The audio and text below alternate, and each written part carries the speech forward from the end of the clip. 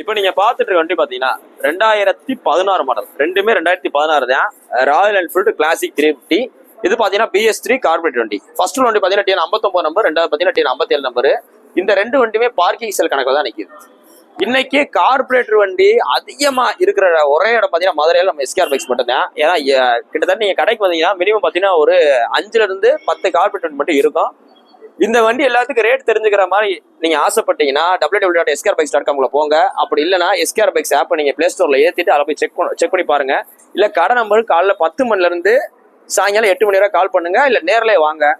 ரெண்டு வண்டியும் நல்லா குவாலிட்டியா இருக்கு, ரேட்டு பிரச்சனை கிடையாது. எல்லாமே பார்க்கிங் செல் வண்டி தான். நான் முன்ன சொன்ன மாதிரி இப்ப நான் ஒரு வண்டியை எடுத்து ஒரு ரேட்டுக்கு எடுத்தாதான் உங்கள்கிட்ட ஒரு ரேட்டுக்கு வீடியோல சொல்ல முடியும். புரியுதா உங்களுக்கு?